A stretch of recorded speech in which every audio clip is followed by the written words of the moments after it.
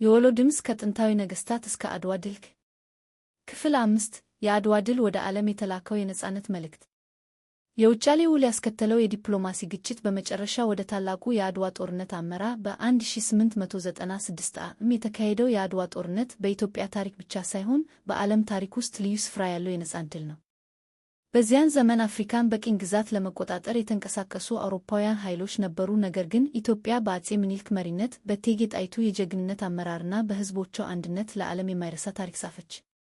ከወሎ፣ ከሸዋ፣ ከጎጃም፣ ከትግራይና ከሌሎች የኢትዮጵያ ክፍሎች የተሰባሰቡ ጀግኖች ለአንድ ዓላማ ተሰልፈው የሀገርን ክብር ተከላከሉ። የወሎ ልጆችም በዚህ ታላቅ የትግል ጉዞ ውስጥ የማይረሳ አሻራ አሳርፈዋል።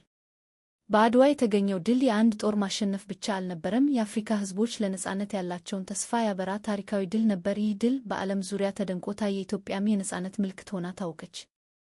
የአድዋ ድል የጀግኖች መሥዋዕትነት፣ የሕዝብ አንድነትና የሀገር ፍቅር ውጤት ነው። ይህን ታሪክ ለትውልድ ማስተላለፍ የቅርስ ጥበቃ ብቻ ሳይሆን የብሔራዊ ማንነትን ማጠናከር ነው። ዛሬ የአድዋ ታሪክ የሚያስታውሱ ቦታዎች፣ ሙዚየሞችና ቅርሶች የታሪክ መማሪያ ብቻ ሳይሆኑ የቱሪዝም መዳረሻዎች ሆነው ትውልድን እያስተማሩ ይገኛሉ።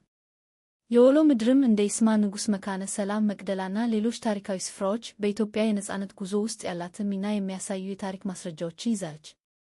ቀጣዩን ክፍል 6 እቀጥላለሁ። ደቡብ ወሎ ዞን ባህል ቱሪዝምና ስፖርት መምሪያ